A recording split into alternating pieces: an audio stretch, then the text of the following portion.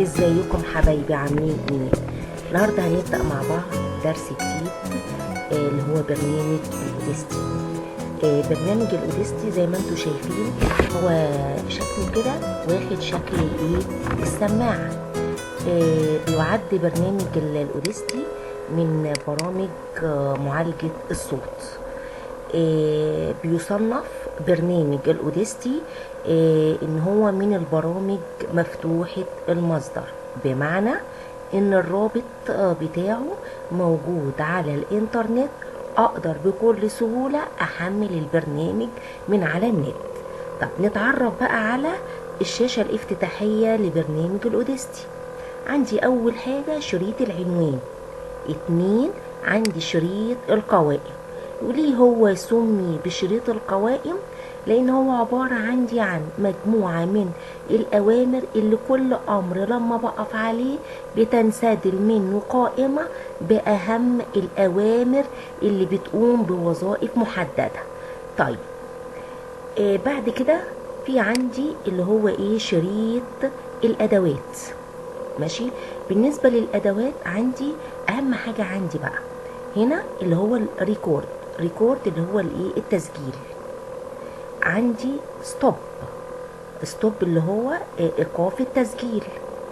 عندي بلاي اللي هو تشغيل التسجيل. عندي بويز اللي هو ايقاف مؤقت. عندي زر اللي هو بداية الصوت وهنا نهاية الصوت. ده اسمه الشريط الزمني او المسطرة اللي انا ببدأ احدد فيها المقطع الصوت اللي انا هبدأ اعمل فيه عملية التعديل، وهنشوف دلوقتي. طيب هو انا بس حابة ان انا اتكلم عن القائمة بتاعت فايل فيها 3 حاجات مهمين جدا.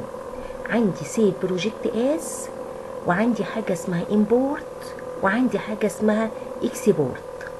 سيف بروجكت از حفظ المشروع، بس ده حفظ بيكون حفظ مؤقت مش نهائي، بمعنى ان انا اقدر استدعي الملف بتاعي ده عشان اعمل فيه بعض التعديلات، اما ان انا هضيف مقطع صوتي، اما ان انا مثلا همسح، اما ان انا هضيف تأثيرات. عندي امبورت. امبورت ده استيراد، بمعنى ان انا اقدر استدعي اي ملف صوت خارجي اضيفه عندي هنا.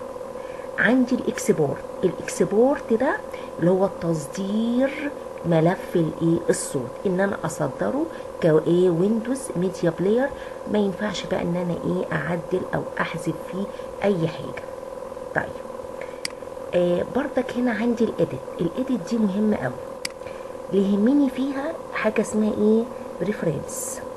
بريفرنس دي انت لما تيجي تحمل البرنامج ممكن تلاقي الشاشة الافتتاحية بتاعتك عربي، في ناس بتحب تشتغل انجليزي، او ممكن تلاقي الشاشة الافتتاحية عندك انجليزي، في ناس بتحب تشتغل عربي. عشان اغير اللغة بتاعتي فانا باجي اروح على ايديت، ومن ايديت بروح على بريفرنس وبضغط كليك، بتظهر لي هنا القايمة. طبعا انا عندي بانجليزي فبنزل على حاجة اسمها انترفيس. ماشي. خلي بالك لو ده عربي يبقى انا هنزل على على الواجهة. ماشي. وباجي هنا على اللانجويج وببدأ افتح واختار اللغة اللي انا عايزها. ماشي كده تمام. نبدأ بقى مع بعض نسجل صوت. هاجي اروح على اضغط على ريكورد. السلام عليكم ورحمة الله وبركاته، اهلا بكم في برنامج الاوديستي. انا كده خلصت، هضغط ستوب. طيب بصوا معايا بقى، ده الشريط الزمني. لو بصينا هنا على الصوت بتاعنا بنلاقي فيه ذبذبات، في اجزاء منها عالية، ده اللي هو علو الصوت، وفي جزء هتلاقيه كده منخفض، ده الفترة اللي انا كنت ثابتة فيها. ماشي.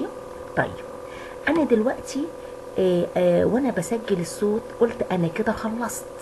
طيب انا عايزة ابدأ اعمل تعديل. طيب عشان اعدل في الصوت ألف ب في أي حاجة للتعديل لازم أحدد الجزء اللي أنا عايزاه، وأبدأ كده أهو. وبعمل بروح على لوحة المفاتيح وبضغط ديليت. ماشي. طب تعالوا مع بعض كده نسمع بلاي. ده بلاي اهو. السلام عليكم ورحمة الله وبركاته، اهلا بكم في برنامج الاوديستي. طيب بصوا بقى معايا بردك لسه في حتة. تمام. فانا هاجي كده اهو، هقف كده هنا اهو. ماشي. الجزء ده واقوم محددة. تمام.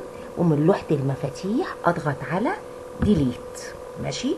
ونبدأ نسمع الجزء بتاعنا. السلام عليكم ورحمة الله وبركاته، اهلا بكم في برنامج الاوديستي. ماشي كده. في حتة صغيرة كده ممكن ناخدها كده اهو. ماشي. ونضغط عليها ديليت. طيب دلوقتي بقى عايزة اعمل لو في جزء من الصوت انا عايزة اعمل منه نسخة. طب اعمل باجي بردك كده اهو هنا بحدد الجزء اللي انا عايزة انسخه. ماشي.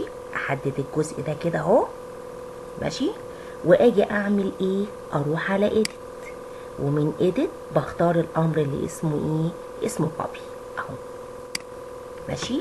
طيب هتنسخي الصوت ده تحطيه فين؟ هاجي هنا اهو اهو، اقف عند المسطره بتاعتي هنا اهو الجزء ده. ماشي. اهو بحدد المكان اللي انا هنسخ فيه. تمام. واجي اروح على ايديت واقول له بيست.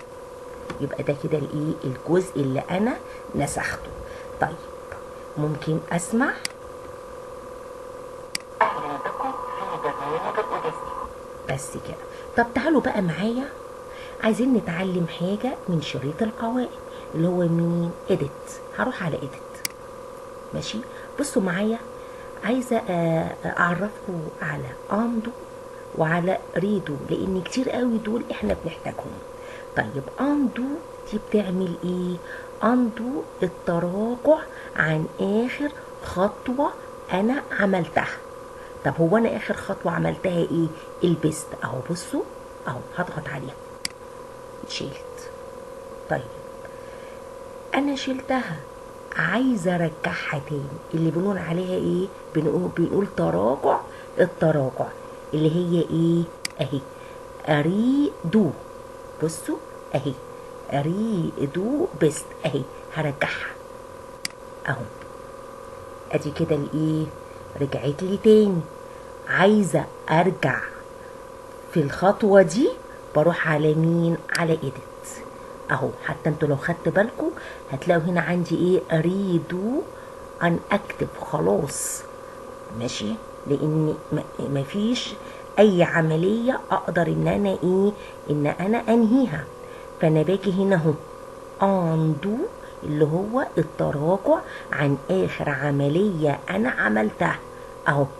هضغط عليها تاني اتشيل. طيب عايزه ارجع عن التراجع ده اللي هي بريدو اهي. ماشي. النقطه دي بالنسبه لي كنت حابه ان انا اعرفها لكم. ليه؟ لان انا هاجي احتاج ان انا اعمل تاثيرات، فممكن وانا بعمل التاثير ما يعجبنيش، عايزه ان انا ارجع فيه. يبقى انا فهمت كده اهو من ايديت خدت منها اندو ازاي ان انا اتراجع عن اخر خطوه انا عملتها، وده تراجع التراجع. وخدنا الكوبي وخدنا البيست وخدنا بريفرنس ازاي ان انا اغير الواجهه بتاعتي. طيب بكده اكون خلصت الجزء الاولاني. هاجي اروح على فايل، ومن فايل هقول له سيف بروجكت او سيف بروجكت ماشي. الاتنين في عن لما باجي احفظ حفظ لاول مره الاتنين بتبقى الوظيفه بتاعتهم واحده. ليه؟ لان انا هحدد اسم ملف الصوت وبحدد وبحدد المكان بتاعه. طب امتى انا هختار بقى سيف بروجكت؟ لو رجعت فتحت ملف الصوت وحبيت اضيف حاجه جديده، فانا هقول له سيف بروجكت احفظ لي التعديل. ماشي. فالاتنين كده في اول مرة بتبقى وظيفتهم ايه؟ واحدة.